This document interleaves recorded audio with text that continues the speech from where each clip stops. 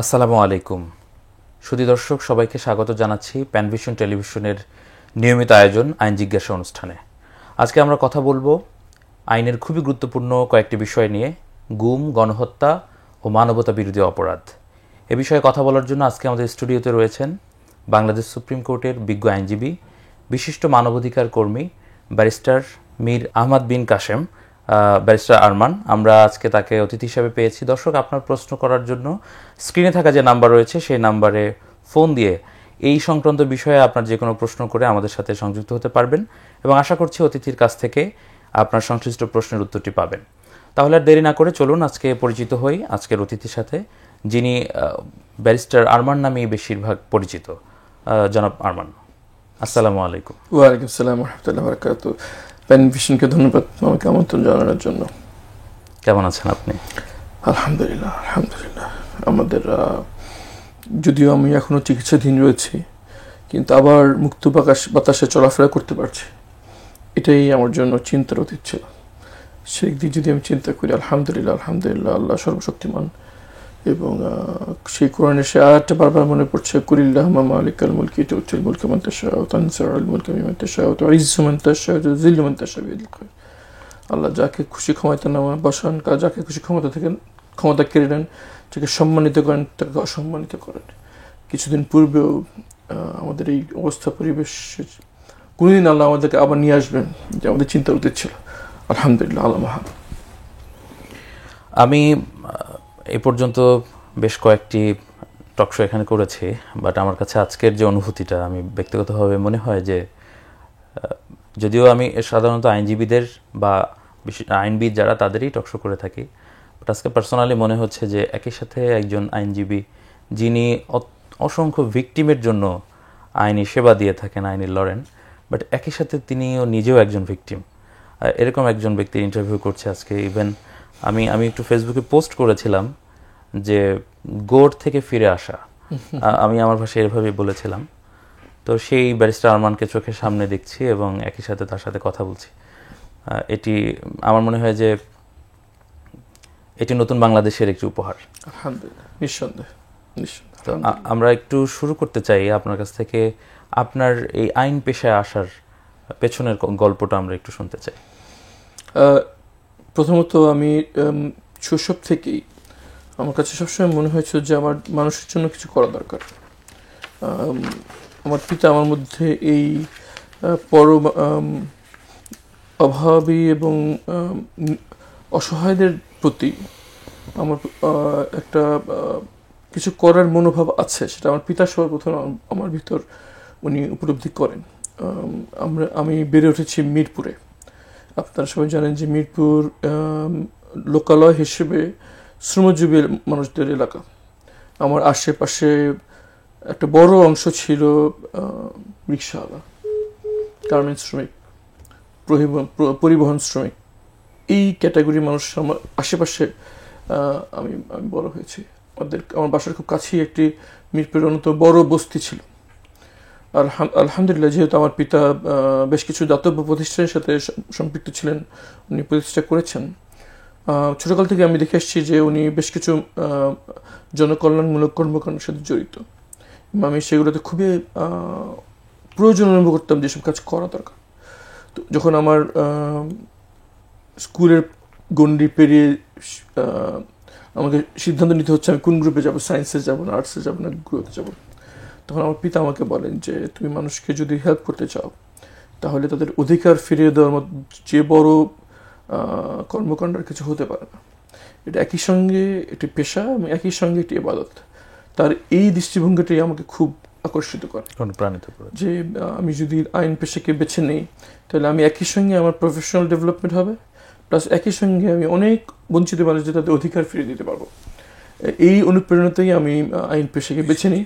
এবং এখন আমি মনে করি যে আইন পেশাটা আমার জন্য শুধু একটি পেশা বা জীবিকা অর্জনের উপায় নয়, বরং মানুষের জন্য কিছু করা, দেশের জন্য কিছু করার একটা মাধ্যম, এবং সবচেয়ে গুরুত্বপূর্ণ সৃষ্টিকর্তার সন্তুষ্ট অর্জনের একটি মাধ্যম। ইবাদত এবং জীবিকা একসাথে। এইভাবে আমি ওনার এই অনুপ্রেরণায় আমি আইন পেশা বেছে নিই এবং আলহামদুলিল্লাহ আমি বাংলাদেশে যে কজন খুব অল্প বয়সে বার শেষ করে আসতে পারে আমি তার মধ্যে ছিলাম। আমি 25 বছর বয়সে বার শেষ করে চলে দেশে ব্যাক করি, আলহামদুলিল্লাহ। এখন তো আপনি কর্মরত আছেন, হাইকোর্টে প্র্যাকটিস করছেন। আপনারা তো জানেন যে আমি দীর্ঘদিন কারাগারে বন্দী ছিলাম, গুপ্ত কারাগারে বন্দী ছিলাম। আমি যখন বের হই 1 বছর আগে, এরপর আমার চিকিৎসকদের পরামর্শে আমাকে বেশ কিছুদিন ছুটিতে থাকতে হয়। আমার চিকিৎসকরা আমাকে বলেন যে 8 বছরের এই যে ট্রমা, সেটা কাটিয়ে ওঠার জন্য মিনিমাম 8 মাস আমাকে সব কিছু থেকে ছুটি নেওয়া উচিত। তো 8 মাস পর আমি ধীরে ধীরে কর্মজীবনে প্রবেশ শুরু করি। আমি এখনও খণ্ডকালীনভাবে আমি কাজ করছি এবং পাশাপাশি বেশ কিছু সামাজিক কার্যক্রম শুরু করেছি, কিন্তু আমার চিকিৎসকের পরামর্শ স্লোলি নেওয়া, স্টেপ বাই স্টেপ নেওয়া। তো আমি পূর্ণাঙ্গভাবে এখনও প্র্যাকটিস শুরু করিনি, কিন্তু আমি পার্ট টাইম শুরু করেছি। এখন আমি বাই ডেফিনেশন আমি এখনও সুপ্রিম কোর্টের আইনজীবী। ওকে মিস্টার আরমান, আমরা একটু যদি আলোচনার বিষয়ে যেতে চাই, আমরা কথা বলবো আজকে গুম, গণহত্যা এবং মানবতা বিরোধী অপরাধ নিয়ে।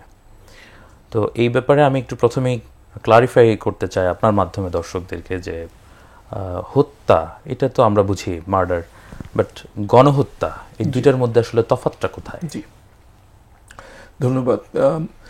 এই মুহূর্তে আমাদের নিউজে একটা বড় অংশ থাকে মানবতা বিরোধী অপরাধের বিচার, বিশেষ করে জুলাই আন্দোলনে যে গণহত্যা হয়েছে এবং ফ্যাসিস্ট আমলে দীর্ঘ 16 বছরে যে বিভিন্ন গুরুতর মানবাধিকার লঙ্ঘন হয়েছে, মানবতা বিরোধী অপরাধ হয়েছে। অনেকেই আমাকে প্রশ্ন করেন, বিশেষ করে যারা একটু আগ্রহী আছেন আইন অঙ্গনের, আইন বিষয় নিয়ে, যে এগুলো তো হত্যা তো হত্যা, সংখ্যা অনেক বেশি হতে পারে, কম হতে পারে, তাহলে আলাদা আইন কেন প্রয়োজন, আলাদা ট্রাইব্যুনাল কেন প্রয়োজন?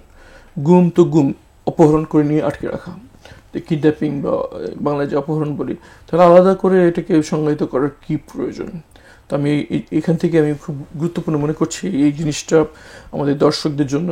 এবং সবচেয়ে ইন্টারেস্টিং বিষয় হচ্ছে আমাদের আইনজীবীদের অনেক কাছে এই বিষয়টা ক্লিয়ার না। সর্বপ্রথম হচ্ছে মানবতা বিরোধী অপরাধের উৎস হচ্ছে দ্বিতীয় বিশ্বযুদ্ধের পর। দ্বিতীয় বিশ্বযুদ্ধের পর সারা বিশ্ব উপলব্ধি করলো যে অপরাধ এই পর্যায়ে যেতে পারে, যেটা স্বাভাবিক হত্যাকাণ্ড বা স্বাভাবিক গুম, স্বাভাবিক কাউকে বন্দি করে অত্যাচার করার চেয়ে অনেক গুরুতর হয়ে থাকে। বিশেষ করে যখন কোনো রাষ্ট্র বা কোনো গোষ্ঠী সুচিন্তিতভাবে, সুপরিকল্পিতভাবে এবং ব্যাপকভাবে কোনো একটি অপরাধ কার্যক্রম পরিচালনা করে, সেটার একটি ভিন্ন সংজ্ঞা হওয়া দরকার। এই থেকে দ্বিতীয় বিশ্বযুদ্ধের পরই মানবতা বিরোধী অপরাধের উৎপত্তি হয়, এর আগে এর কোনো অস্তিত্ব ছিল না। তো সেখান থেকে তারা যেটা গুরুত্বপূর্ণ, আইনের খুব গুরুত্বপূর্ণ বিধান, গণহত্যা কোনটা হবে আর সাধারণ হত্যা কোনটা হবে, এটা কিন্তু সংখ্যার দ্বারা নির্ধারিত নয়। অনেক হত্যা হয়েছে তার মানে কিন্তু গণহত্যা নয়, আবার অল্প হত্যা হয়েছে তার মানে গণহত্যা হওয়ার যোগ্য নয়, ব্যাপারটা এরকম নয়। মৌলিক বিধান বা আমরা আইনের ভাষায় যেটাকে বলি এলিমেন্টস অফ ক্রাইম, কোন দুটি মৌলিক বিষয়ের উপস্থিতি থাকলে এটাকে সাধারণ অপরাধ, মানবতা বিরোধী অপরাধের রূপ নেয়, সেটা হচ্ছে গিয়ে আইনের ভাষায় আমরা বলি ওয়াইড স্প্রেড অ্যান্ড সিস্টেমেটিক। যখন কোনো অপরাধ ব্যাপকভাবে এবং নিয়মতান্ত্রিকভাবে করা হবে, তখনই সেটা মানবতা বিরোধী অপরাধের রূপ নেবে। আমি একটু যদি আমাদের সাধারণ দর্শকদের জন্য আপনি ভেঙে বলি, ধরেন আমি আপনাকে একটি গালি দিলাম, আইনের ভাষায় এটা অপরাধ। এখন আপনি যদি নারী হন, শুধুমাত্র নারী, এই জন্য আমি যখন আপনাকে গালি দিলাম, তখন এই গালিটার বা এই অপরাধটার গুরুত্ব একটু বেড়ে গেল, কারণ আমি আপনাকে আপনার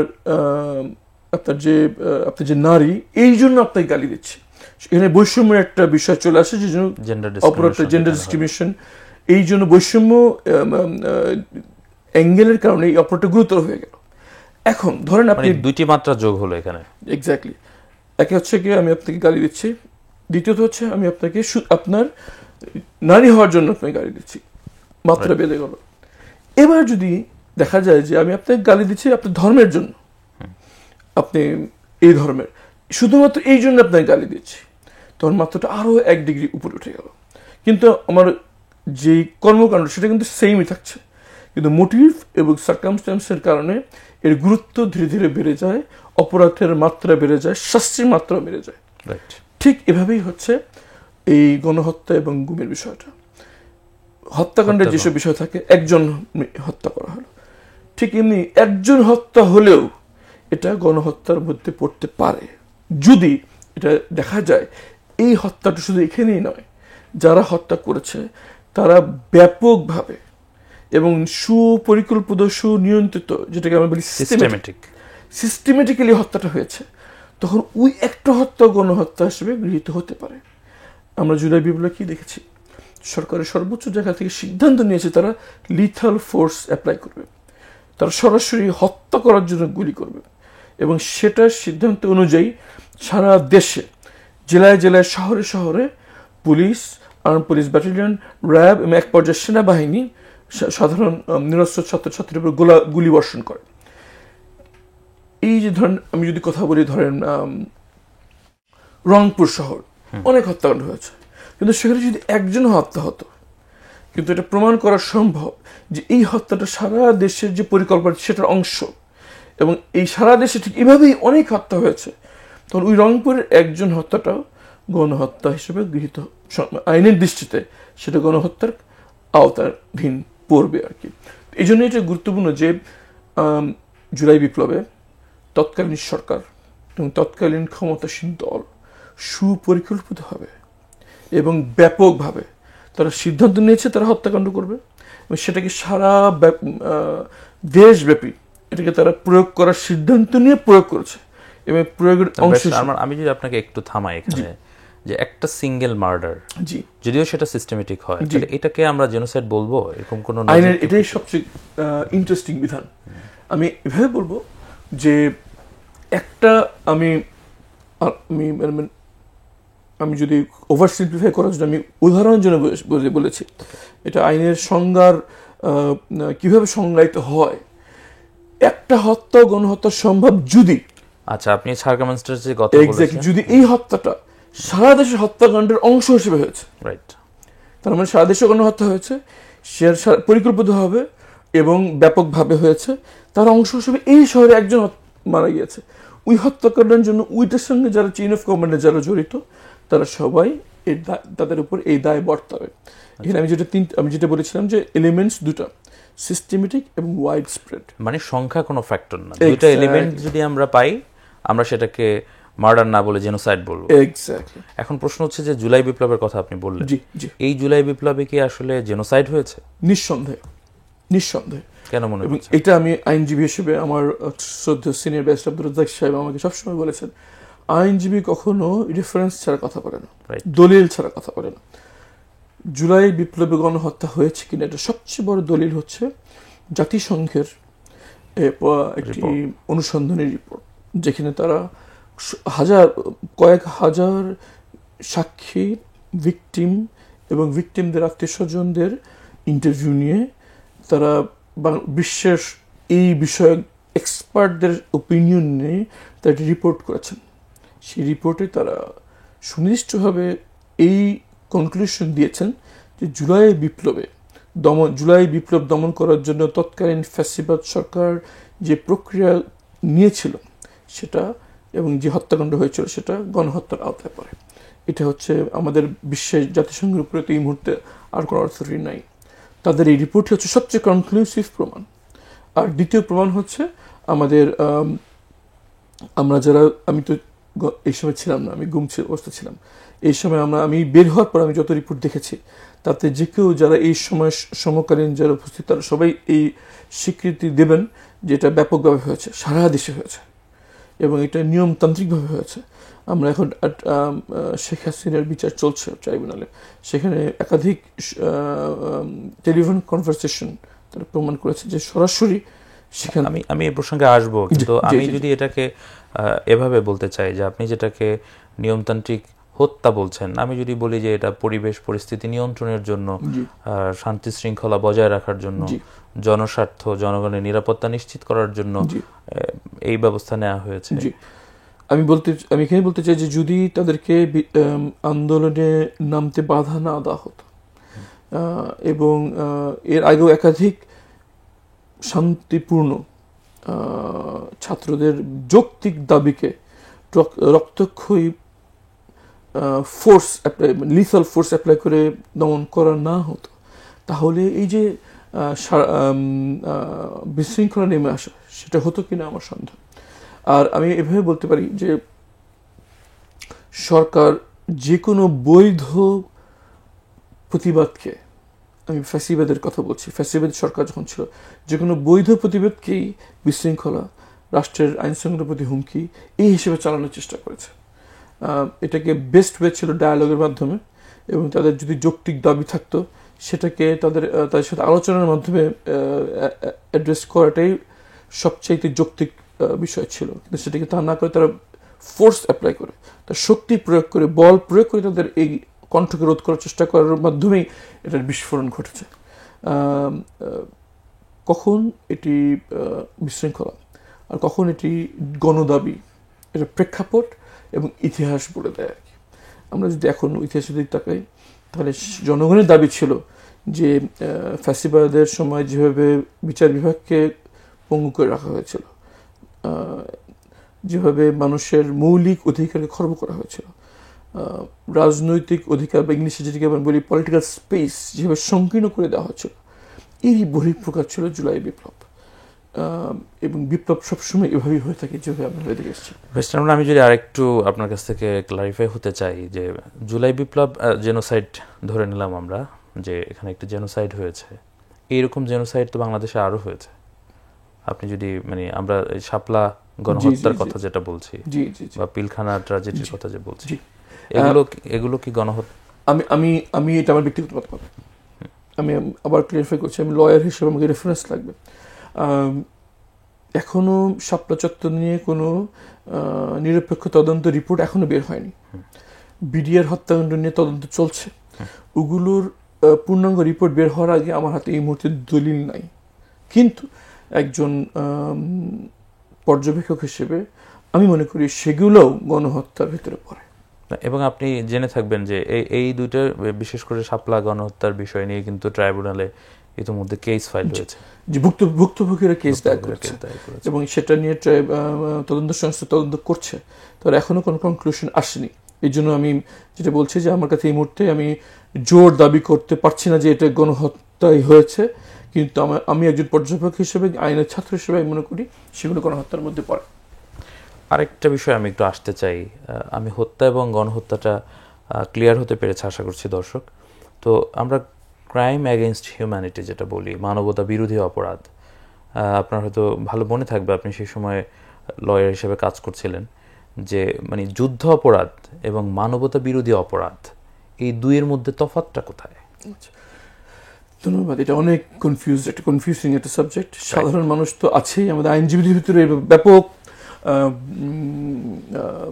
এটা নিয়ে বিভ্রান্তি রয়েছে। যুদ্ধ অপরাধ হচ্ছে যখন কোনো নিয়মিত বাহিনীর দ্বারা যখন যুদ্ধকালীন সময় যে অপরাধগুলো সংঘটিত হয় সেটাকে যুদ্ধ অপরাধ বলা হয়। এখানে আর্মড ফোর্সেসের ইনভলভমেন্ট হচ্ছে কি এলিমেন্ট যুদ্ধ অপরাধ হওয়ার জন্য।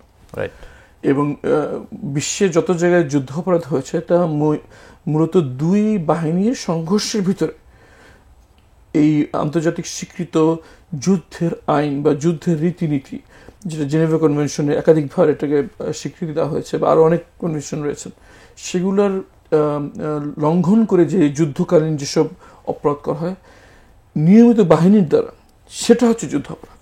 মানে কোন সিভিলিয়ানের পক্ষে কি আসলে যুদ্ধ অপরাধ হওয়ার সুযোগ আছে? যুদ্ধ অপরাধ সব কম্বোডিয়ান হতে হবে, ভিকটিম সিভিলিয়ান হতে পারে অবশ্যই, সিভিলিয়ান, কিন্তু যুদ্ধ অপরাধ নিয়মিত বাহিনী অথবা যুদ্ধকালীন সময়ে প্রধানত এটাকে ধরা হয়। আর ক্রাইমস এগেইনস্ট হিউম্যানিটি এটা রাষ্ট্র করতে পারে, রাষ্ট্র নয়, কিন্তু তাদের পক্ষে ব্যাপক এবং সিস্টেমেটিক্যালি অপরাধ করার সক্ষমতা ছিল, এদের দ্বারাও ক্রাইমস এগেইনস্ট হিউম্যানিটি হওয়া সম্ভব। যেমন আমরা বিশ্বাস করি জুলাই বিপ্লবে আওয়ামী লীগ তাদের পান্ডা বাহিনীর, যেমন যুবলীগ, ছাত্রলীগরা যে কর্মকাণ্ড করেছে, আওয়ামী লীগের সশস্ত্র বাহিনীরা যে কর্মকাণ্ড করেছে, সেটাও মানবতা বিরোধী অপরাধের আওতায় পড়ে। এবং এই দায়ে আওয়ামী লীগ, যুবলীগ, ছাত্রলীগ এবং এর নেতৃবৃন্দের গণহত্যার বিচারে জন্য বিচার হওয়া উচিত বলে আমি একজন আইনজীবী হিসেবে, একজন ভুক্তভোগী হিসেবে, একজন পর্যবেক্ষক হিসেবে আমি বিশ্বাস করি। ওকে, মানে এখন এই যে বিচারটা হওয়া উচিত আপনি বলছেন, কিন্তু সেই বিচারটা কোন আইনের অধীনে কোথায় হবে, এটার জন্য ট্রাইব্যুনাল কেন প্রয়োজন? জি, এটা যেটা বলেছেন, ধন্যবাদ। যেটা বলছিলাম যে মানবতা বিরুদ্ধে অপরাধ হওয়ার জন্য নিয়মিত বাহিনী বা আর্মড ফোর্সেস ইনভলভমেন্ট জরুরি নয়। সুতরাং জুলাই বিপ্লবে সেনাবাহিনীর কর্মকাণ্ড যদি বাদও দিই, বাকি অন্যান্য যা হয়েছে, পুলিশ, আর্ম ব্যাটালিয়ন এবং আওয়ামী সন্ত্রাসী বাহিনীরা যে কাজ করেছে, সেটা মানবতা বিরুদ্ধে অপরাধের মধ্যে পড়ে। একটা পর্যায়ে সেনাবাহিনী সম্পৃক্ত হয়ে গেছেন, দুঃখজনকভাবে হলো সত্য, কিন্তু তখন যুদ্ধকালীন পরিবেশ ছিল না দেখে এটা যুদ্ধ অপরাধ হিসেবে এটা ক্যাটাগরাইজ করার সুযোগ নেই। এটা মানবতা বিরোধী অপরাধের ভিতরে পড়ে। আর যেহেতু আমি বলেছি যে যেহেতু সাধারণ হত্যাকাণ্ড আর জেনোসাইডের এই ব্যাখ্যায় গুরুত্বটা অনেক বেশি। জুলাই বিপ্লবের সময় যে হত্যাকাণ্ড হয়েছে সেটা রাষ্ট্রীয় সর্বোচ্চ জায়গা থেকে এবং রাজনৈতিক দলও ব্যাপকভাবে এর অংশগ্রহণ করেছে। এই জন্য এটার গুরুত্ব এত বেশি যে আমাদের পেনাল কোডে স্বাভাবিক মার্ডার অথবা একাধিক মার্ডার বা সিরিজ মার্ডার, এই তিন ক্যাটাগরির উপরে অপরাধের স্বীকৃতি আমাদের পেনাল কোডে নেই, আমাদের দণ্ডবিধিতে নেই। এর জন্য একটা বিশেষায়িত আইন প্রয়োজন ছিল এবং সেটাই আমাদের বাংলাদেশের প্রচলিত আইনে যেটা রয়েছে আগে থেকে, সেটা ইন্টারন্যাশনাল ক্রাইমস ট্রাইব্যুনাল অ্যাক্ট, সেই 1972 most probably 1973 I'm sure। এই আইনের অধীনে আমরা একটু যদি আপনাকে ফোন নিচ্ছি। দর্শক, আসসালামু আলাইকুম। দর্শক, কে বলছেন, কোথা থেকে বলছেন? জি, প্লিজ আপনার প্রশ্নটি করুন। জি, আমি আপনি একটু করতে পারি, অনুষ্ঠানের বিষয়ে কথা বলতে চাচ্ছিলাম আর কি। আপনি কি ফ্রি আছেন? আমরা যে বিষয় নিয়ে কথা বলছিলাম, গুম, গণহত্যা, মানবতা বিরোধী অপরাধ, এই সংক্রান্ত বিষয়ে আপনার কোনো প্রশ্ন যদি থাকে। জি, অফকোর্স। আমি এই গুম, গণহত্যা এই সমস্ত বিষয় নিয়ে মূলত কাজ করছি। এখন তো আসলে ম্যানুয়াল করে এসব কথা বলুন না। আপনার প্রশ্নটি বলুন প্লিজ। এই নাম্বার একটু নোট দিতে পারবেন? জি, আপনাকে ধন্যবাদ। যে আমরা যে কথা ছিলাম যে এই কারণে দণ্ডবিধিতে এর সুযোগ নেই। অনেকটা এরকম যে অপরাধের গুরুত্ব এত বেশি, এর সিভিয়ারিটি এত হাই যে আমাদের কনভেনশনাল কোর্টস এটাকে বিচার করার জন্য সঠিক ফোরাম নয়। এর জন্যই এই একটি বিশেষায়িত আদালত প্রয়োজন ছিল, বিশেষায়িত আইন দরকার ছিল। আমি যদিও ব্যক্তিগত মনে করি যে আরও একটা নতুন ইনস্টিটিউট হলে ভালো হতো, কিন্তু আমাদের সরকার প্রক্রিয়া খুবই ধীর গতিতে চলে, সম্য গতিতে আমাদের আইন প্রণয়ন হয়। যদি আমাদেরকে নতুন ট্রাইব্যুনাল, নতুন আইন করে বিচার করতে হতো, তাহলে এক বছর কি আরো কয়েক বছর হয়তো বিচার শুরু সম্ভব ছিল না। এই জন্য অন্তর্বর্তী সরকার আপনাকে একটু আসসালামু আলাইকুম। দর্শক, কে বলছিলেন, প্রশ্নটি করুন নাম বলে। আমি ঢাকা থেকে বলছিলাম। আমার একটা প্রশ্ন, সেটা হচ্ছে যে গুমের আন্তর্জাতিকভাবে সর্বোচ্চ শাস্তিটা আসলে কি? হ্যাঁ, এটা একটা বিষয় একটু জানার ছিল। আর দ্বিতীয় হচ্ছে যে গণহত্যার যে মাস্টার মাইন্ড, আর শাস্তিটা কি হতে পারে? ওকে, ধন্যবাদ। যে আমরা যে কথা ছিলাম, জি, আমি কি উত্তর দেব না? আমাদের কথা যে সুতরাং এই বিশেষায়িত আইন ও বিশেষায়িত আদালতের খুব প্রয়োজন ছিল, কিন্তু বাস্তবতা নিরিখে যেহেতু আমাদের ব্যুরোক্রেটিক প্রসেস এবং অনেক দীর্ঘ, যদি একেবারে ফ্রেশ আইন করে নতুন ট্রাইব্যুনাল করে এটাকে করতে হতো, তাহলে এতদিনও বিচার কার্য করা সম্ভব ছিল না। আপনি ফ্রেশ আইনের কথা বলছেন, তার মানে কি এই যে বিদ্যমান যে আইন যেটি রয়েছে তার কোনো ত্রুটি বা সীমাবদ্ধতা আপনি মনে করেন? জি, আমি যেহেতু প্রথমত সেই আইনটি অনেক পুরনো আইন, 1973 সালের আইন। এরপর অনেক মানবতা বিরোধী অপরাধের অনেক বিবর্তন ঘটেছে। আমরা দেখেছি ক্যাম্বোডিয়া, ইউগোস্লাভিয়া, সারা বিশ্বে বহু নজির রয়েছে এই মানবতা অপরাধের বিচারের অভিজ্ঞতার মাধ্যমে, ট্রায়াল অ্যান্ড এরর মাধ্যমে একটি স্পেশালাইজড আইনের বিবর্তন ঘটেছে, সেটার প্রতিফলন যদি আমরা করতে পারতাম তাহলে সবচেয়ে ভালো হতো। কিন্তু মানে আমাদের দেশের ভিকটিমদের কথা মনে করে, আমাদের দেশের আর্থসামাজিক অবস্থার কথা মনে পড়ে, ইন্টারিম সরকারের সময়ের সীমাবদ্ধতা মনে করে তারা যেহেতু পুরনো আইনটা বিদ্যমান সেটাতেই কিছু পরিবর্তন করে, সেটাতে কিছু অ্যামেন্ডমেন্ট করে তারা এই বিচারের সিদ্ধান্ত নিয়েছে। আমি মনে করি এটা একটু আমরা একটা প্রশ্ন হচ্ছে দর্শক। ওয়ালাইকুম আসসালাম। জি, আপনার কে বলছিলেন, কোথা থেকে বলছেন? মুজাহিদ ভাই, অ্যাডভোকেট রবিউল বলছি রংপুর থেকে। জি, আপনার প্রশ্নটি করুন। মেহমানের কাছে একটা জানার ছিল, এই যে গুম গণহত্যার বিচার চলছে আন্তর্জাতিক অপরাধ ট্রাইব্যুনালে, এই বিচারের পরে মূলত রায় হয়ে যাওয়ার পর রাষ্ট্রপতির কাছে ক্ষমা চাওয়া এবং ক্ষমা করা, এই ব্যাপারটিকে আসলে বিচার প্রক্রিয়া কিভাবে দেখা হবে, নাকি অ্যাজ ইউজুয়াল অন্যান্য ট্রায়ালের মতো এই সুযোগটাও থাকবে, সে বিষয়টি একটু জানাচ্ছি। জি, ধন্যবাদ অ্যাডভোকেট রবিউল ইসলাম লার্নেড আপনাকে। যে আমরা যে আলোচনায় ছিলাম, জি আমরা প্রশ্নগুলোতে আসবো। জি একটু এই পর্যায়েটা আপনি বললেন যে এই বাস্তবতার নিরিখে এটি দিয়ে বিচার হচ্ছে। তো এটা হচ্ছে কিন্তু এখানে ইন্টারন্যাশনাল স্ট্যান্ডার্ড বজায় রাখার যে বিষয়টি, সেটি এখন নিশ্চিত হচ্ছে কিনা? কারণ আমরা কিন্তু এর আগেও মানবতা বিরোধী অপরাধ দেখেছি বাংলাদেশের যে কোর্ট রয়েছে, ট্রাইব্যুনালে, সেখানে সেই বিচার অত্যন্ত মানে বিতর্কিত ছিল এবং বলা যায় যে এক ধরনের জুডিশিয়াল কিলিং বলা হয় যে বিচার ব্যবস্থাকে। কিন্তু এখন কি সেই প্রশ্নের ঊর্ধ্বে আমাদের এই ট্রাইব্যুনাল উঠতে পেরেছে কিনা? আমি শুধু এতটুকু বলবো যে এই ট্রায়ালের সাথে যারা জড়িত তাদের সাথে আমার ব্যক্তিগতভাবে একাধিকবার বসার সুযোগ হয়েছে, দীর্ঘ আলোচনা করার সুযোগ হয়েছে। তাতে আমার মনে কোনো সন্দেহ নেই যে এই সংস্কৃতরা সর্বোচ্চভাবে একটি আন্তর্জাতিকভাবে গ্রহণযোগ্য বিচারের জন্য সর্বোচ্চ চেষ্টা করছে। কিন্তু এখানে যেটা বললাম, বাংলাদেশের রাষ্ট্রের সীমাবদ্ধতা রয়েছে, ইন্টারিম গভর্নমেন্টের সময়সীমার একটা সীমাবদ্ধতা রয়েছে, জাতীয় আন্তর্জাতিক সহযোগিতার দীর্ঘসূত্র একটা বিষয় রয়েছে। এই সব বিষয়গুলো যদি আমি বিষয় নিই, তাহলে ইন্টারিম গভর্নমেন্ট, ইন্টারন্যাশনাল ক্রাইমস ট্রাইব্যুনালের প্রসিকিউশন টিম, বাংলাদেশের আইন বিষয়ক মন্ত্রণালয় সর্বোচ্চ তাদের যতটুকু রিসোর্স, তাদের সীমিত উপায় উপকরণ তাদের হাতে যাওয়া আছে, তা দিয়ে তারা সর্বোচ্চ চেষ্টা করছে।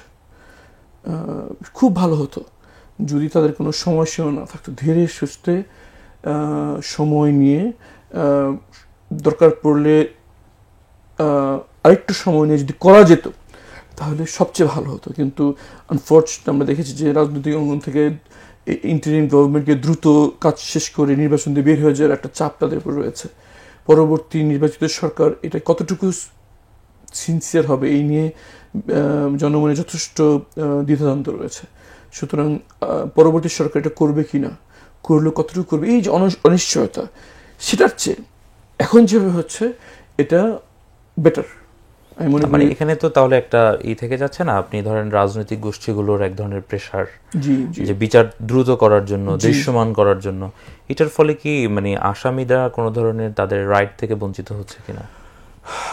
আমি এই মুহূর্তে বিচারাধীন যে কটা মামলা আছে সেখানে তাদের যথেষ্ট সুযোগ রয়েছে, তারা আইনজীবী নিয়োগ করতে পারছেন।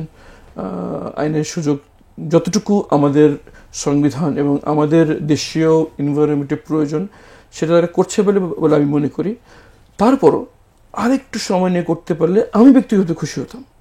কারণ আমি একজন আইন পেশা যতটুকু দেখেছি, যেহেতু আমাদের এই ধরনের বিচার করার অভিজ্ঞতা খুব সীমিত, যেহেতু আওয়ামী লীগ যেভাবে এই মামলাগুলো পরিচালনা করেছিলেন সেটা ত্রুটিপূর্ণ ছিল, এবং শুধু ত্রুটিপূর্ণ নয়, মারাত্মক ঘাটতি রয়েছে সেখানে, যেটা ন্যায় বিচারকে আমরা ইংলিশে বলছি মিসক্যারেজ অফ জাস্টিসের সকল হলমার্ক এই এই মানবতার বিচারে ছিল। সেই হিসাবে চিন্তা করতে গেলে যদি একটু সময় নিয়ে করা যেত, সরকার ইন্টারিম সরকার যদি মিনিমাম 2 থেকে 3 বছর থাকতে পারতেন এবং এই সময় তাদেরকে দ্রুত নির্বাচন দিয়ে বের হয়ে যাওয়ার চাপ রাজনৈতিক অঙ্গন থেকে না আসতো তাহলে খুব ভালো হতো। এটা আমার একজন ভিকটিম হিসেবে আমার বক্তব্য, এবং আইনের ছাত্র হিসেবে এটা আমার বক্তব্য। তারপরে যেটা হচ্ছে আমি মনে করি যে তারা খুবই সিনসিয়ার। বিশেষ করে প্রসিকিউশন টিমকে আমি মানে 100 মার্কে 1000 মার্ক দেব। তারা খুব সীমিত রিসোর্সে খুবই প্রতিকূল অবস্থার ভিতরে এবং ব্যুরোক্রেটিক একটি আমাদের সবকিছু দীর্ঘসূত্রিত, তার মধ্যেও যে দক্ষতা এবং যে গতিতে প্রসিকিউশন টিম কাজ করছে, যদি এভাবে পুরো রাষ্ট্রযন্ত্র তাদেরকে সহযোগিতা করতে পারতো তাহলে আরও ভালো হতো। কিন্তু আমি এখানে দেখি যে প্রসিকিউশন টিম একা যুদ্ধ করে যাচ্ছে। তদন্ত সংস্থাও খুবই আন্তরিক, কিন্তু এসব কাজে যদি কোনো সময়সীমা না থাকতো, যতটুকু সময় প্রয়োজন ততটুকু সময় নিয়ে যদি করতে পারতো, ইন্টারিম সরকারের উপর যদি দ্রুত নির্বাচন দিয়ে সে বের হয়ে যাওয়ার অপ্রয়োজনীয় চাপ না থাকতো, আমি খুশি হতাম। ধন্যবাদ। আমরা একটা ছোট্ট বিরতি দিতে যাচ্ছি। দর্শক, নিচ্ছি ছোট্ট একটা বিরতি, ফিরছি কিছুক্ষণ পরেই, আমাদের সাথেই থাকুন। আপনাদের প্রশ্নগুলোর উত্তর সহ আমাদের আলোচনার আরও বিষয়গুলো আমরা বিরতির পরে আবার আপনাদের সাথে মিলিত হব, সঙ্গেই থাকুন। আসসালামু আলাইকুম। বিরতির পরে দর্শক আবারও আপনাদেরকে ফিরিয়ে নিয়ে এসেছি আমাদের স্টুডিওতে। আমরা কথা বলছিলাম গুম, গণহত্যা ও মানবতা বিরোধী অপরাধ নিয়ে। আমাদের সাথে রয়েছেন ব্যারিস্টার আরমান। আপনাদের প্রশ্ন ইতিমধ্যে উত্তর আমরা দিয়েছি, আরও কিছু প্রশ্নের উত্তর আমরা দেব। আপনার কাঙ্ক্ষিত প্রশ্নটি করে স্ক্রিনে থাকা যে নাম্বার রয়েছে সেই নাম্বারের মাধ্যমে আমাদের সাথে যুক্ত হতে পারেন। এছাড়াও একই সাথে প্যানভিশন টেলিভিশনের ইউটিউব এবং ফেসবুক পেজে অনুষ্ঠানটি সরাসরি সম্প্রচার হচ্ছে। ব্যারিস্টার আরমান, জি, আমরা যে কথায় ছিলাম মানবতা বিরোধী অপরাধের বিচার নিয়ে কথা বলছিলাম, গুম গণহত্যার কথাগুলো বলছিলাম। আমি একটু গুমের প্রসঙ্গে আসতে চাই। আমাদের দর্শকও জানতে চেয়েছেন গুমের আন্তর্জাতিক শাস্তির কি সেটা জানতে চেয়েছেন। আমি যদি একটু শুরু করি এখান থেকে, যে মানে গুম এটি আসলে আমাদের দণ্ডবিধিতে স্বীকৃত কোনো অপরাধ কিনা, আর এই যে গুমের যে কালচার বাংলাদেশে যেটা শুরু হয়েছে, দীর্ঘদিন ধরে মানুষকে গুম করে রাখা হয়েছে, এটার আইনের দৃষ্টিতে এটি কি ধরনের অপরাধ কিংবা এটার জন্য কি ধরনের শাস্তি রয়েছে? ধন্যবাদ। আবার যেটা বলছি, আমি আগেও যেটা বলেছি যে হত্যা এবং গণহত্যার গুরুত্ব একই জিনিস, কিন্তু যেহেতু ব্যাপক এবং সিস্টেমেটিকলি হয়ে এটার গুরুতর হয়ে যায়, আর অনেক সিভিয়ারিটি ইনক্রিজ হয়। ঠিক তেমনি গুমের একটি বিধান আমাদের দণ্ডবিধিতে রয়েছে, অপহরণ মামলার, কাউকে কিডন্যাপিং, যেটা কাউকে নিয়ে যেয়ে আটকে রাখার। কিন্তু যখন এটা রাষ্ট্র করে বা কোনো রাজনৈতিক গোষ্ঠী করে, এবং তাও আবার রাজনৈতিক উদ্দেশ্যে করে, সেটা আবার বছরের পর বছর এই যে গুরুতর হয়ে উঠল জিনিসটা, সেটার কোনো সুযোগ আমাদের দণ্ডবিধিতে নাই। এর জন্য যখনই এটা রাষ্ট্র বা কোনো রাজনৈতিক উদ্দেশ্যে করা হয়ে ওঠে, তখন সেটা মানবতা বিরোধী অপরাধের রূপ নেয়। এখানেও কিন্তু ওয়াইড স্প্রেড এবং সিস্টেমেটিক এলিমেন্টটা রয়েছে। এটা কি কোনো গোষ্ঠী বা রাষ্ট্র সুচিন্তিতভাবে ব্যাপকভাবে করা শুরু করে, তখন এটাকে মানবতা বিরোধী অপরাধের ক্যাটাগরির ভিতরে পড়ে। এবং আমরা বাংলাদেশে দেখেছি যে গুমটা ঠিক সেভাবেই হয়েছে, সুপরিকল্পিতভাবে একটি সুনির্দিষ্ট গোষ্ঠীকে টার্গেট করে এই গুমগুলো করা হচ্ছিল। আমাদের গুমের গণহত্যার বিচার যে আইনে হচ্ছে, আন্তর্জাতিক অপরাধ tribunal, international crimes tribunal act, সেটাতে গুমের বিধানটি ছিল না। কিন্তু বিপ্লব পরবর্তীতে বাংলাদেশ গুম বিরোধী জাতিসংঘের যে কনভেনশন, সেটাতে তারা স্বাক্ষর করে এবং তারই প্রক্রিয়ায় এই আন্তর্জাতিক অপরাধ ট্রাইব্যুনালটা সংশোধন করে এখানে গুমের সংজ্ঞাটা যোগ করা হয়। সুতরাং এখন বাংলাদেশে আন্তর্জাতিক অপরাধ ট্রাইব্যুনালের আইনের অধীনে গুম একটি স্বীকৃত অপরাধ, এবং আমাদের দণ্ডবিধিতেও একটি আমাদের সাধারণ পরবর্তী এই বিপ্লব পরবর্তী যাতে গুম আর না হয় তার জন্য একটি খসড়া আইন অলরেডি প্রণয়ন করা হয়েছে। সেটা এখন মতামত যাচাই করার জন্য সিভিল সোসাইটি আইনজ্ঞদের মাধ্যমে বিতরণ করা হচ্ছে, এবং এটা যদি সব জায়গা থেকে পজিটিভ রেসপন্স আসে তাহলে এটাকে আইনে পরিণত করা হবে। আর এই মুহূর্তে গুমের একমাত্র আইনের ভিত্তি হচ্ছে বা আইনের স্বীকৃতি হচ্ছে আন্তর্জাতিক অপরাধ ট্রাইব্যুনাল যে আইনটা, সেই আইনটিতে, এবং সেই আইনের আওতায় ইতিমধ্যেই তারা এটার ইনভেস্টিগেশন চলছে এবং হয়তো খুব শীঘ্রই বিচার শুরু হবে ইনশাআল্লাহ। আমি একটু এখানে শাস্তিটা জানতে চাচ্ছিলাম যে আন্তর্জাতিক পরিমণ্ডল বা আন্তর্জাতিক আইন অনুযায়ী গুমের শাস্তিটা কি। প্রথমত আমরা সবাই জানি যে আন্তর্জাতিক পরিমণ্ডলে, বিশেষ করে জাতিসংঘের সকল আইনের পরিমণ্ডলে তারা মৃত্যুদণ্ডকে অ্যাবলিশ করেছেন। এটাকে তারা এখন মৃত্যুদণ্ড তারা আর দেন না। সেই হিসাবে আন্তর্জাতিক পরিমণ্ডলে সকল ধরনের মানবতার বিরুদ্ধে সর্বোচ্চ শাস্তি হচ্ছে গিয়ে যাবজ্জীবন কারাদণ্ড। আর বাংলাদেশের যে আইন, যেটা ইন্টারন্যাশনাল ক্রাইমস ট্রাইব্যুনাল, এখানে সর্বোচ্চ শাস্তি হচ্ছে মৃত্যুদণ্ড বা ফাঁসি। আচ্ছা, গুমের বিষয়ে আপনি বলছিলেন যে এটি কখনো কোনো রাজনৈতিক গোষ্ঠী যদি রাজনৈতিক উদ্দেশ্যে করে কিংবা কোনো রাষ্ট্রযন্ত্র যদি এই কাজ করে, মানে আমরা দেখেছি যে বিগত সময়ে যেখানে একটি ফ্যাসিস্ট যে সরকার ছিল তারা রাষ্ট্রযন্ত্রকে ব্যবহার করেই এই অসংখ্য মানুষকে গুমের শিকার করেছে। ইভেন আমি যদি বলি যে আজকের যিনি অতিথি এখানে যিনি বসা আছেন, তার সেই বিভৎস 8 বছরের যে আয়নাঘরের জীবন 2016 সালের 9 আগস্ট থেকে বিপ্লবের পরদিন পর্যন্ত, তো এটি যখন রাষ্ট্রযন্ত্রের মাধ্যমে করা হয় তখন আসলে একজন ভিকটিম হিসেবে আমি কিভাবে, কোথায় দ্বারস্থ হয়ে বিচার পাবো? জি, সবার প্রথম হচ্ছে যে এটা আমার ব্যক্তিগত মতামত। যখন গণহত্যা আমরা যদি বর্তমান বিশ্বের দিকে তাকাই, প্রচুর মানুষ হত্যা হচ্ছে, এবং আমাদের এই নিকট অতীতেই যে পরিমাণ গণহত্যা সারা দেশে হচ্ছে, সেই হিসেবে আমাদের বাংলাদেশের জুলাই বিপ্লবের হতাহতের সংখ্যা আন্তর্জাতিকভাবে অনেকের কাছে অত গুরুত্বপূর্ণ নাও হতে পারে, যদিও প্রতিটি জীবনী মহামূল্যবান। কিন্তু গুম বিষয়টা এমন একটি বিষয় যেটা সারা বিশ্বেই খুবই গুরুতর হিসেবে দেখা হয়। এবং আমি যদি আন্তর্জাতিক অঙ্গনে যত জায়গায় গুম হয়েছে আমরা যদি দেখি, আন্তর্জাতিকভাবে বিশ্বের যেখানে গুমের ইতিহাস পাওয়া যায়, সেই হিসেবে চিন্তা করলেও বাংলাদেশের এই যে গুমের সংস্কৃতি হয়েছে বছর এবার বছর, এবং গুম কমিশনের তথ্য অনুযায়ী প্রায় 1400 অভিযোগ তাদের কাছেই দায়ের হয়েছে। এর ভিতরে 300 এখনো ফেরত আসে নাই এবং তাদের ব্যাপারে কোনো তথ্য উদ্ঘাটন করা সম্ভব হয়নি। এই সংখ্যাটা কিন্তু শুধুমাত্র বাংলাদেশ বা দক্ষিণ এশিয়া নয়, সারা বিশ্বের কাছে একটা বিরল ঘটনা, এবং সারা বিশ্বের কাছে এটা অত্যন্ত গুরুতর এবং খুবই সিভিয়ার একটা অফেন্স হয়েছে এখানে। সো গ্লোবাল কনটেক্সটে, আন্তর্জাতিক পরিমণ্ডলে আমাদের এই গুমের বিপ্লবের গণহত্যার চেয়েও গুরুতর অপরাধ সারা বিশ্বের দৃশ্যে এই আমাদের যে গুম যেগুলো হয়েছিল।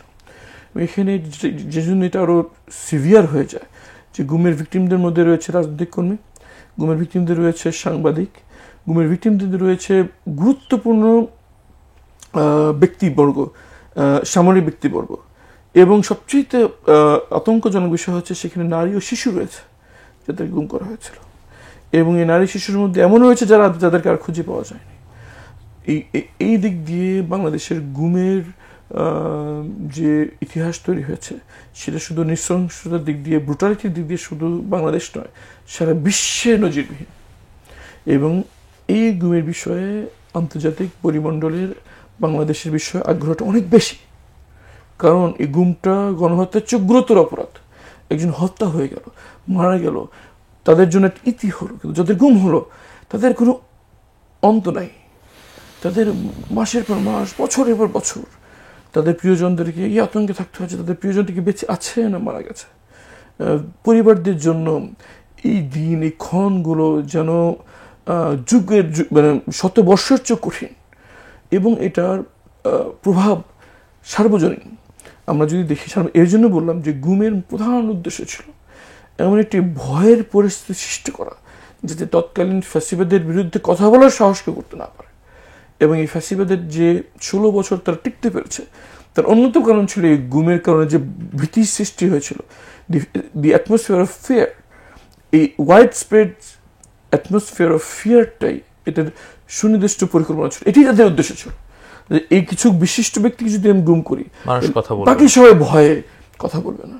এবং সেটা তারা অর্জন করেছিল যতক্ষণ না পর্যন্ত সৃষ্টিকর্তার ইচ্ছায়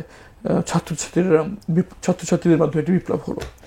তো এটার খুবই গুরুত্বপূর্ণ এই জন্য যে খুব ঠান্ডা মাথায় সুপরিকল্পিতভাবে রাষ্ট্রীয় বাহিনীদের ব্যবহার করে, এবং এখন তদন্তে বেরিয়ে আসছে এবং সর্বোচ্চ জায়গা থেকে সিদ্ধান্ত আসতো।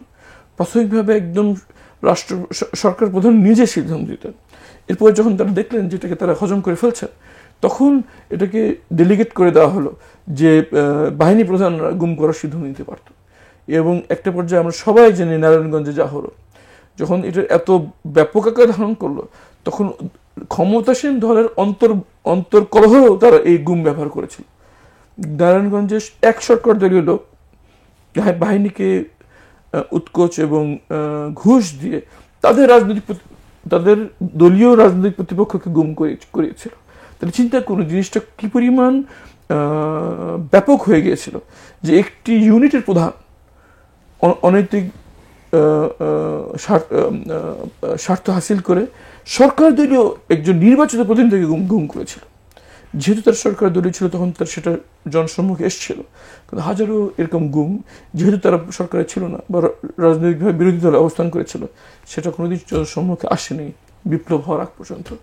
এই গুমটা খুবই গুরুত্বপূর্ণ, গুমটা খুবই গুরুতর, এবং বাংলাদেশ যদি জাতি হিসেবে আবার তাদেরকে মাথা উঁচু করে দাঁড়াতে হয়। এই গুমের যদি দৃষ্টান্তমূলক শাস্তি না হয়, এবং বাংলাদেশের সমাজ যদি গুম নিয়ে প্রতিনিয়ত কথা বলতে না থাকে, আমাদের আশঙ্কা আবার এই গুমের সংস্কৃতি বাংলাদেশে ফেরত আসবে। আমরা যারা চাই যে বাংলাদেশে এই ধরনের নৃশংস কাজ কোনোদিন ফেরত না আসুক, আমাদের উচিত এটা নিয়ে কন্টিনিউয়াসলি কথা বলে থাকা। এবং আমি এখন যেখানে আসছি, আমার নিজের একা কথা বলতে আসিনি, শত শত ভিকটিম যারা আর দিনের আলো দেখেনি, হাজারো পরিবার অথবা হাজারো ভিকটিম যারা জীবিত অবস্থায় হয়তো বেরিয়ে এসছেন, কিন্তু তাদের এই প্ল্যাটফর্ম তাদের নিয়ে কথা বলার জন্য আমি তাদের কণ্ঠস্বর হয়ে এখানে এসেছি। এটা নিয়ে কথা বলা দরকার। আমাদের একজন আইনবিদ খুব সুন্দর বলেছেন যে গুম নিয়ে গান লেখা দরকার, কবিতা লেখা দরকার, নাটক হওয়া দরকার, সিনেমা হওয়া দরকার, প্রতি বছর নিয়মিতভাবে এটা চর্চা হওয়া দরকার। যদি এটা হয়, সম্ভাবনা আছে আবার বাংলাদেশে এটা আর ফেরত আসবে না।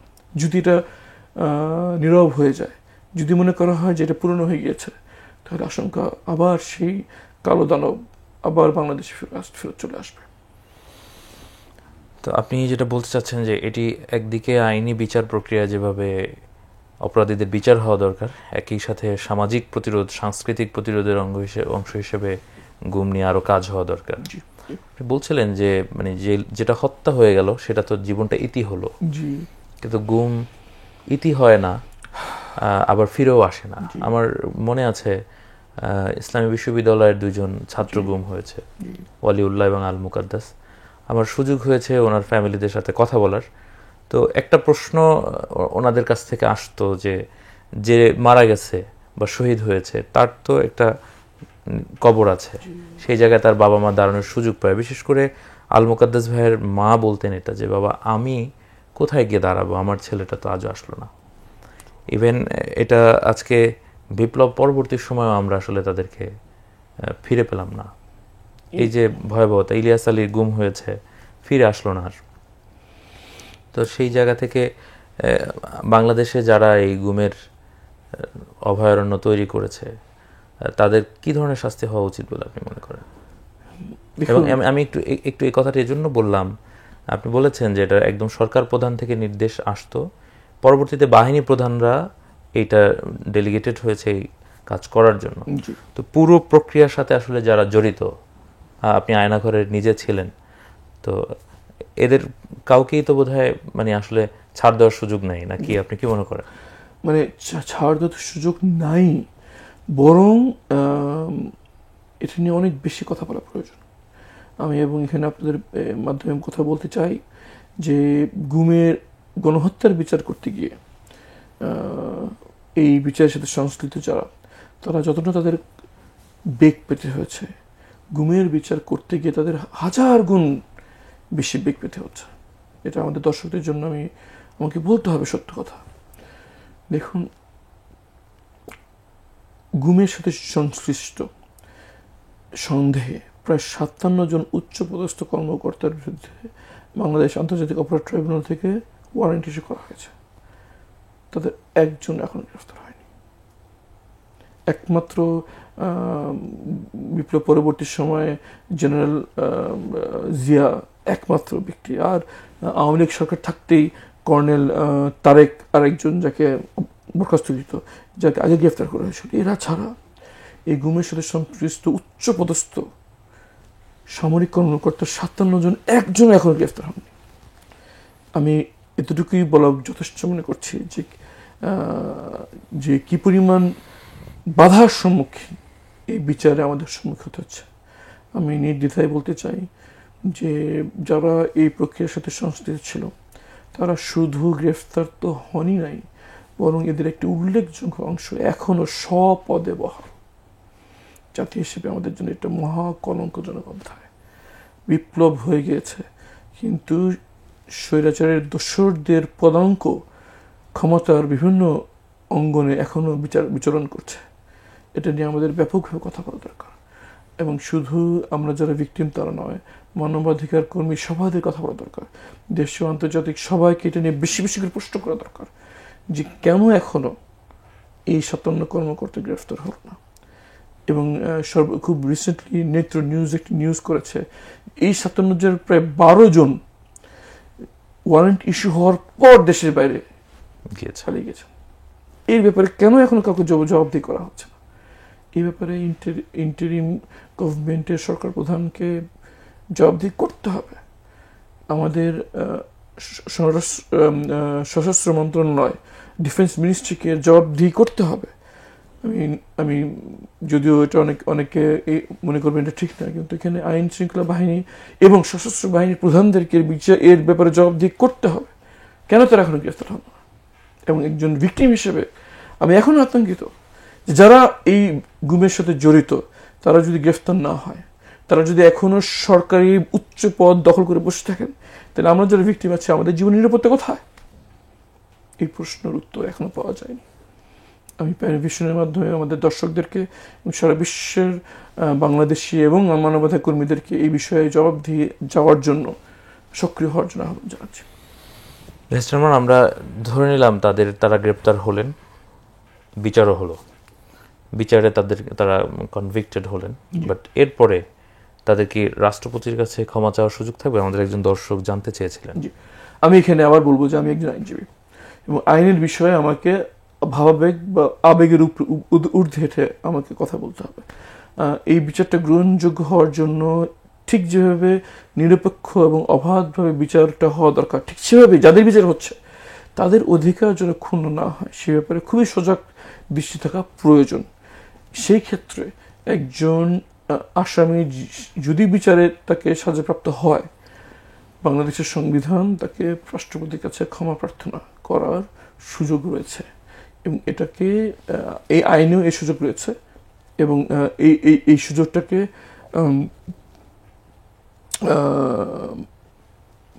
বাদ দেওয়ার কোনো সুযোগ নাই। যদিও আপনি মনে করেন ন্যায় বিচারের জন্য এটা থাকা উচিত? আমি মনে করি ন্যায় বিচারের জন্য যার বিচার হচ্ছে তার এটা অধিকার, এবং এটা যদিও সরকারকে, রাষ্ট্রপ্রধানকে সার্বিক বিবেচনায় এর ব্যাপারে সিদ্ধান্ত নিতে হবে, কিন্তু এই সুযোগটি রয়েছে এবং এই সুযোগটা থাকা প্রয়োজন।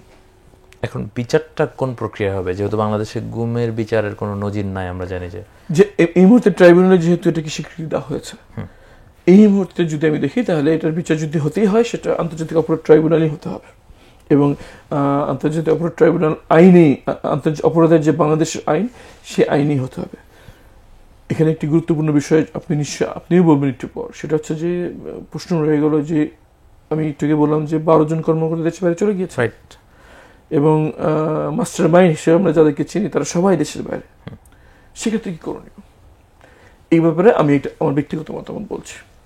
আমার ব্যক্তিগত মতামত হচ্ছে যারা দেশ থেকে দেশের বাইরে চলে গিয়েছেন তাদের ব্যাপারে, বিশেষ করে গুমের ইস্যুতে, যেহেতু আন্তর্জাতিকভাবেও এটা খুবই গুরুত্ব পাচ্ছে, এটাকে আন্তর্জাতিক অপরাধ ট্রাইব্যুনাল যেটা রয়েছে সেখানে আন্তর্জাতিক অপরাধ ICC ইন্টারন্যাশনাল ক্রিমিনাল কোর্ট, আন্তর্জাতিক অপরাধ আদালত যেটা রয়েছে হেগে, সেখানে এই বিষয়গুলো রেফার করা উচিত বলে আমি এক ভিকটিম হিসেবে মনে করি।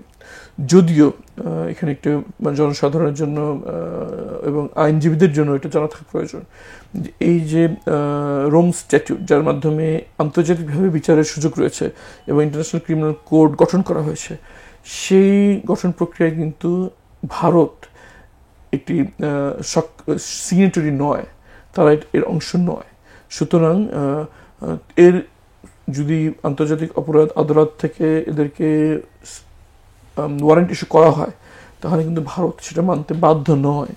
কিন্তু আন্তর্জাতিকভাবে এটা স্বীকৃতি হবে এবং আন্তর্জাতিকভাবে এটা নিয়ে আলোচনা হবে, সারা বিশ্ব এটাকে কি হয়েছিল সেটা জানার সুযোগ পাবে। এই জন্য আমি মনে করি অন্তর্বর্তী সরকারের উচিত অনতিবিলম্বে এই গুমের বিষয়টি বাংলাদেশের বিচারের পাশাপাশি আন্তর্জাতিক অপরাধ আদালতে, জাতিসংঘের যে ICC ইন্টারন্যাশনাল ক্রিমিনাল কোর্ট, সেখানে এটাকে রেফার করা হোক বলে আমি একজন ভিকটিম হিসেবে এটা মনে করি। এটা আমার ব্যক্তিগত মতামত, একান্ত ব্যক্তিগত মতামত। একটা প্রশ্ন দিয়ে আমরা অনুষ্ঠানের শেষের দিকে যেতে চাই। আপনি বলছিলেন অপরাধীদের বিচার হওয়ার কথা, তাদের গ্রেপ্তার হওয়ার কথা, যারা দেশের বাইরে চলে গেলেন তাদের বিচার হওয়ার কথা। জি, প্রশ্ন হচ্ছে যে অপরাধ যারা করছেন তাদের মধ্যে তো দুইটা শ্রেণী আমরা পাই। একটা হলো যারা সরাসরি ফিল্ডে থেকে কাজটা বাস্তবায়ন করেছেন, এক্সিকিউট করেছেন। আরেকটা হচ্ছে যারা হলো এটার মাস্টার মাইন্ড বলছি যাদেরকে, বা যারা এটা অর্ডার করেছেন। তো আমি যদি ফিল্ডে না থাকি, আমি মাঠে আমি কাজটা করি নাই, আমি কাউকে যদি গুলিবর্ষণ না করি, তাহলে আমি কি করে খুনি হই? এখানে আইনের বিধানটি হচ্ছে কি আমরা বলি জয়েন্ট ক্রিমিনাল এন্টারপ্রাইজ, যে যতজন সম্পৃক্ত হয়েছিল এই অপরাধমূলক কর্মকাণ্ডে তারা সবাই একই অপরাধের দোষী। আমি যদি একটু ভেঙে বলি, স্বাভাবিক আইনে যদি চিন্তা করি, ধরেন তিনজন সিদ্ধান্ত নিল তারা ব্যাংক ডাকাতি করবে, আর চতুর্থ একজনকে রাস্তার কোণে দাঁড়িয়ে রাখলো যে তুমি সত্যি পুলিশের গাড়ি আসে কিনা। তারা ভেতরে ঢুকলো, ব্যাংক ডাকাতি করলো, করতে গিয়ে একটা হত্যাকাণ্ড করলো, আসার সময় অগ্নিকাণ্ড ঘটলো, তাতে বহু লোক হতাহত হলো।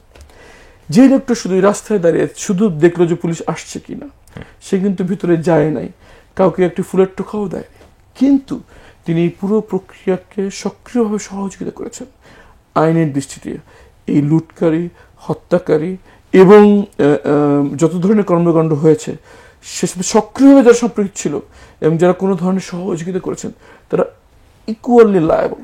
এটা হচ্ছে জয়েন্ট ক্রিমিনাল এন্টারপ্রাইজ একটি অংশ। আরেকটি গুরুত্বপূর্ণ অংশ হচ্ছে গিয়ে কমান্ড রেসপন্সিবিলিটি।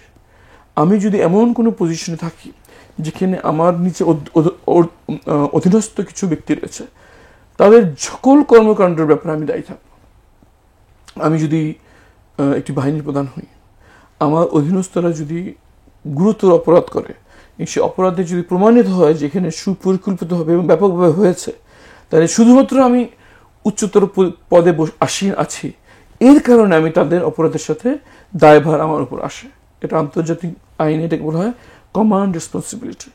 এই কমান্ড রেসপন্সিবিলিটিতে সরাসরি ফিল্ডে উপস্থিত না থেকেও এর দায় যারা এই চেইন অফ কমান্ডে যারা উপরে অবস্থান করে আছেন তাদের উপর এই দায় বর্তায়।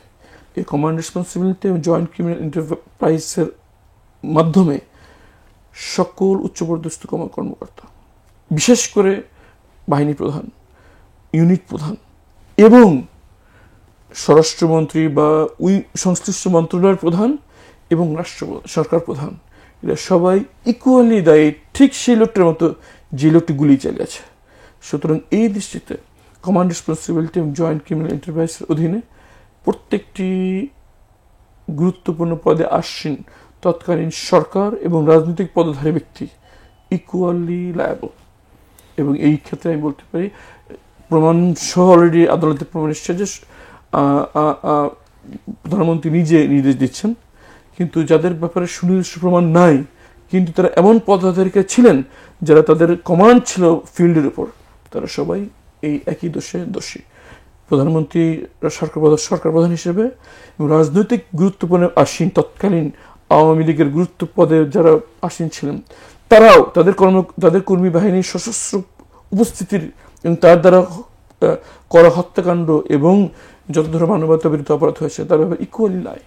শুধু ব্যক্তি নয়, সংগঠনও এর জন্য দায়গ্রস্ত।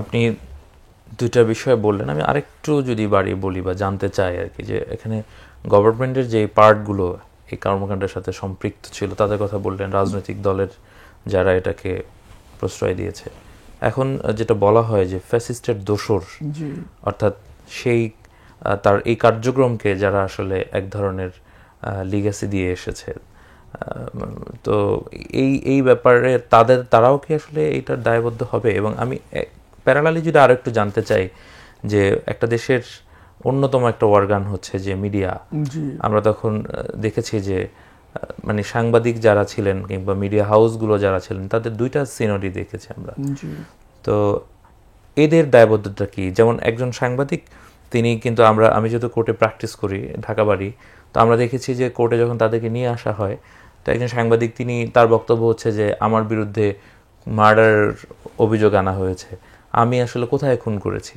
তো বাস্তবে তো সে মাঠে নেমে খুন করেও নাই। জি জি জি তো তিনি আসলে কি এটার জন্য লায়াবল হবেন এরকম?